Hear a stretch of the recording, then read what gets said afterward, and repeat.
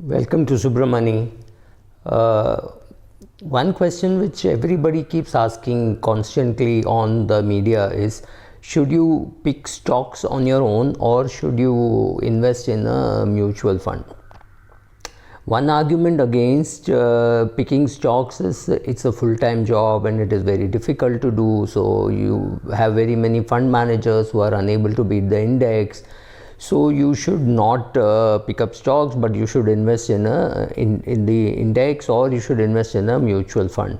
I have another argument against stock picking, and that comes from the fact that even if you get the analysis right, what would you do when the share actually does well? Now take a company like GameStop.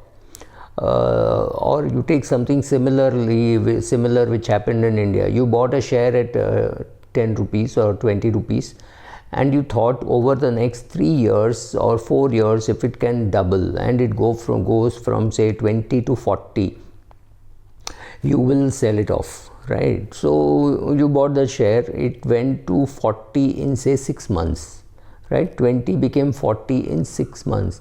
Then what do? Do you have the guts and ability to stay on in the share, or you say, oh, it has met my goal, so I will get out because it's against my philosophy of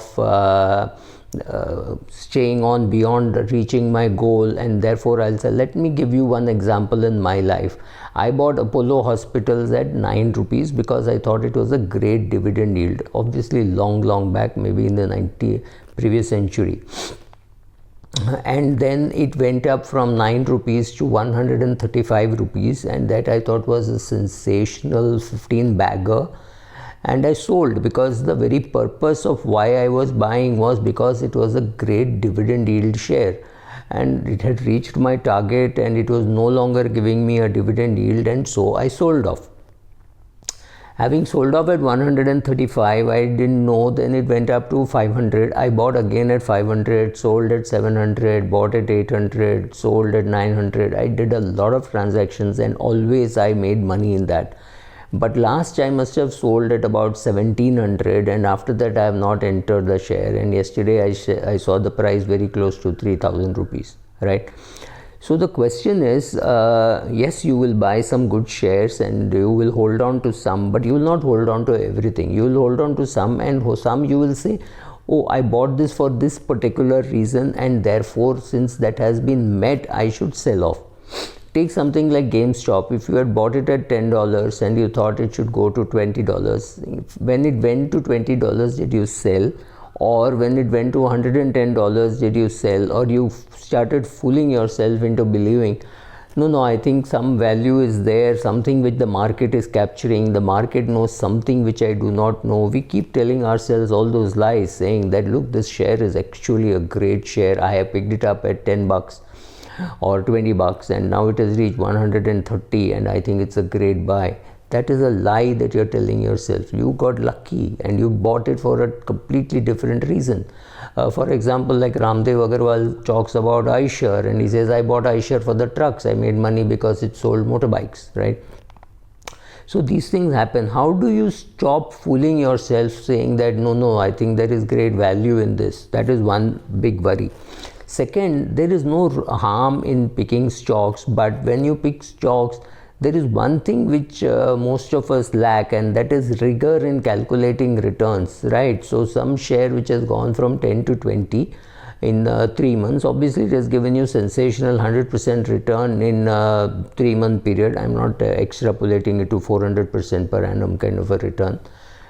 But after it reaches 20, it may stagnate or it may not go up at all. But the mindset is, oh, I bought this at 10, it is now 25, it has done extremely well. Yes, it has done extremely well if you take it as a 3-month period, but it has not done extremely well if you take it as a 5-year period. After it went to 25, what did it do? Did it pay you dividend? Did it do all? That kind of diligence is lacking, which would happen with a mutual fund. If I were running a fund, then I would have to explain each and every buy and each and every hold. Now, when you are an individual stock picker like me, I don't have to I don't owe an explanation to anybody as to why I bought that share and why I am holding.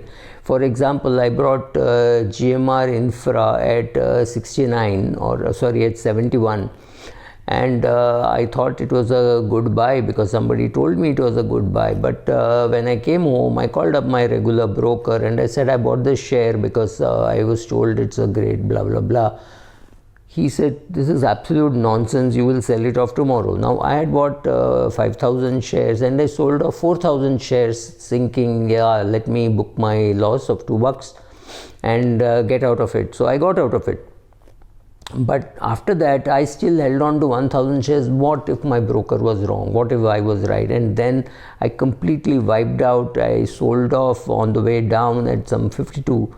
And that was still not a bad sell because it came down to 9 rupees, right? So these things will happen. You will get data which is contrary to what you think, and that time how do you react? All that is also important because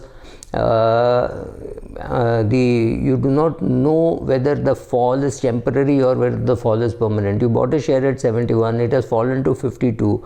Is it a permanent fall or is it a temporary fall? What if it comes back, right? Many shares which I've held, I mean, I bought Sun Pharma at say 890 or 880, one of the worst prices that I could have paid. I also saw the price, after I bought, I saw the price at 300, and that is ridiculous that I didn't sell off, right? But I actually went and bought more at 300 in March 2020. And I'm still holding on to Sun Pharma because largely I believe I want an exposure to the pharma space and I want an exposure to Sun Pharma. But it is there is so much of gyrations in that you do not know whether to draw any conclusions at all from the price in the market. Yes, you are looking at the balance sheet, you are looking at the management, etc., etc. So these kind of holding on beyond a point, holding on at a particular price which has gone down or gone up dramatically and gone up for a completely different reason.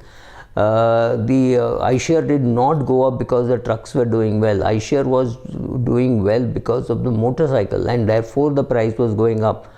Do you then convince yourself, no, I think motorcycle will also do well, or are you rationalizing, or is it a rational buy? That is one question. Now, let me flip it and say, what would have happened if you bought some good shares and you held on to it? One, you avoided the cost of the fund manager. That is not bad in itself, and if you had met your goals, then you can always say, Subra, I earned money, I met my goals, and one or two shares which I bought did so good, sensationally did so well that my overall return in equity or by direct holding is about 15%, which is not very far away from what would have happened if I had invested in an index in 1979 and held on till today. And but of course I got the dividend, so along with the dividend my returns are more than 15-16%, so that's not too bad. So that can also be an argument.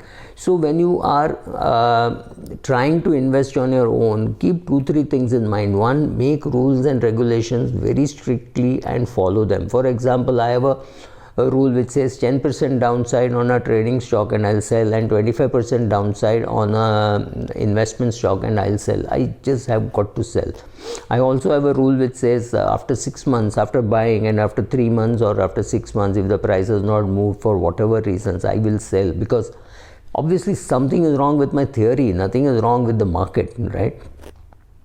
And there might be other opportunities, or I may have missed something which the market knows which I don't know, right? So some of those things. For example, I sold Mindtree and bought Happiest Mindset, simply because I felt that it is better to have a company run by professionals rather than be part of a big boring group. Well, I benefited because Happiest is done better than Mindtree.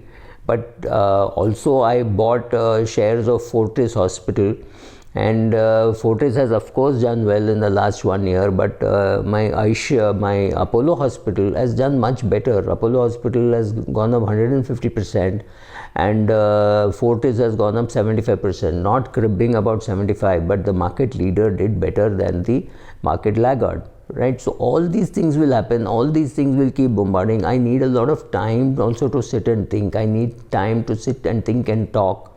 I need time to sit and think and read, because I find that both Graham and Buffett have made money from companies.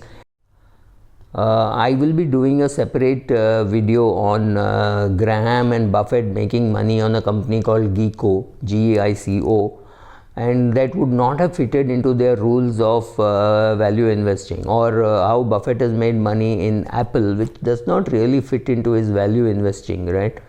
But he has made money, and overall it has created wealth for him. Berkshire Hathaway itself has a portfolio which looks very different from what typically Buffett says should be in his portfolio. And there are a lot of factors, so I'll do a separate video about that. Thank you.